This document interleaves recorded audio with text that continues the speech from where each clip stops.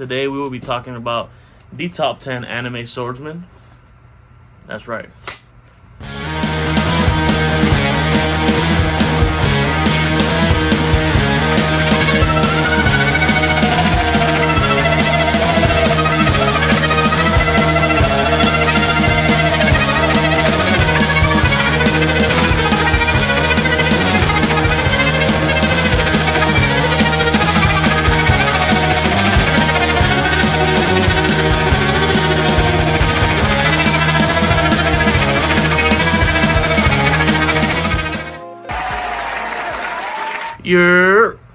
What's up? It's your boy Jay, back at it again with the Geeked podcast, and you are now with Otaku Talks. So, I gave this a lot of thought about who should be the best swordsman, and I took into account a lot of the popularity, a lot of skill, a lot of different things.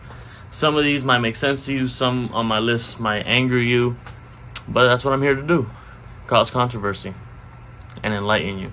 Anyways, so let's get right into it. Clocking in at number 10, it's the boy Tanjiro Kamamoto. Always say his last name wrong. Oh well. The Demon Slayer franchise. Tanjiro consistently shows just absolute carnage, and his skill with the sword is impressive. His breathing techniques in the show is obviously something that's show exclusive. Is also impressive. So he gets a number 10. At number 9, a lot of people do not consider this man a swordsman, but I do. I don't care what you say. Levi Ackerman of the Attack on Titan franchise. Levi chops up every single person, Titan, anything in his path. Levi is a monster, and if you're going to tell me he's not a swordsman, I'm going to tell you you're wrong, because there's no proof. If you don't think he's a swordsman, put in the comments why you think not, and I'll tell you why you're wrong. Anyways, coming at number 8, Urza Scarlet from Fairy Tail.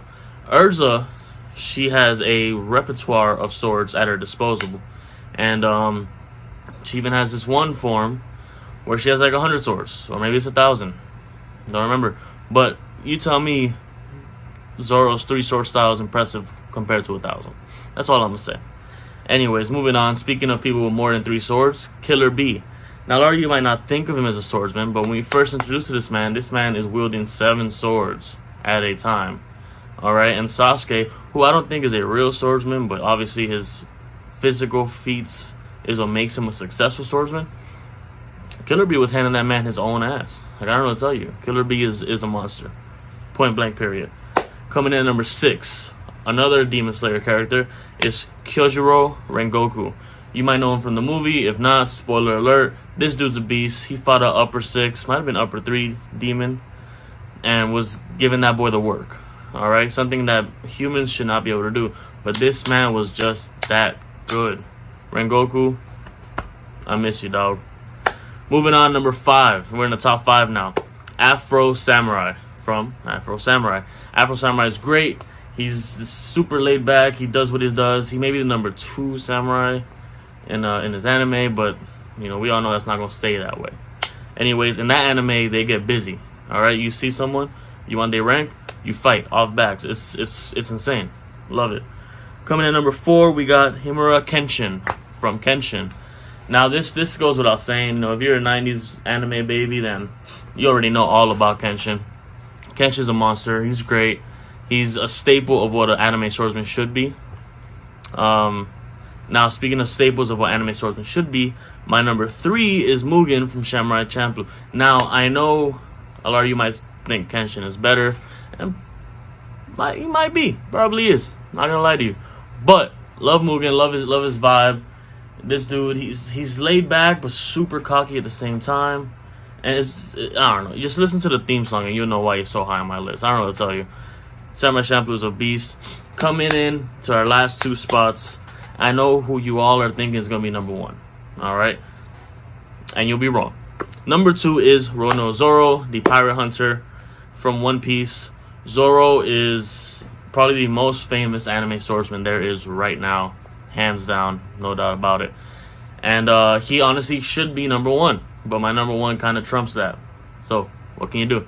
Anyway, Zoro's great. I don't like Zoro so much per se, but that's mainly because homeboy is always lost.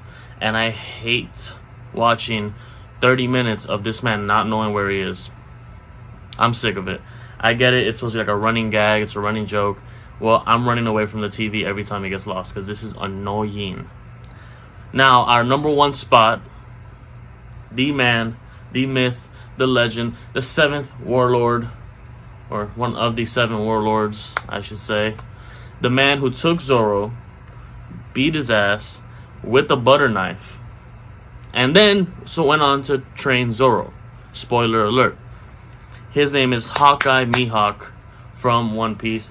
This dude, he's just so exaggerated of how strong as a swordsman he is. There's just no way around it.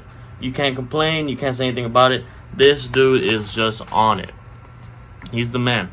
With the butter knife, filleted Zoro. Filleted. I'm talking about fish fillet. He filleted him. That's it. Now, I'm going to throw in a couple honorable mentions. I know there's a couple people that I might have not said, and I still might not say them. So if you see anyone that you wanted, should have been on the list, put in the comments. Now, honorable mentions, we have Sasuke Uchiha. Like I said, he's more physical prowess than swordsmanship. But then again, in Boruto, he only has one arm, and this is still kind of filling people with a sword. So it is impressive. I give him that. We also got Kirito from Sword Art Online. I don't like that anime myself, per se. The first season was alright. Then it just kind of fell off. But Kirito, he's legit in his own rights. Then you got Ichigo. I know what you're thinking. How can I put a big 3 in my top 10 when he's a pure swordsman? Because he is complete and utter hacks. This man was given every single power. He was born with almost every single species of whatever. He has everything in him. It's not fair. I can't give it to him. Can't give him that. Then you got Trunks, another Sasuke issue where it's just physical prowess and a guy with a sword. But he is fire though. That boy chopped up Frieza like diced onions. I fuck with it. And then you got Akame from Agame got killed. What else can you say about that? I thought the manga was a lot better because in the anime it was super rushed and they just kind of killed everyone right away. But nonetheless, Agame is legit. And that was my top 10 and my 5 honorable mentions. Thank you for watching. Please like, comment, and subscribe. Hit that bell to get notifications when we're online. And thank you again. This was Otaku Talks. This was Geeked Out Podcast. I'm JJ.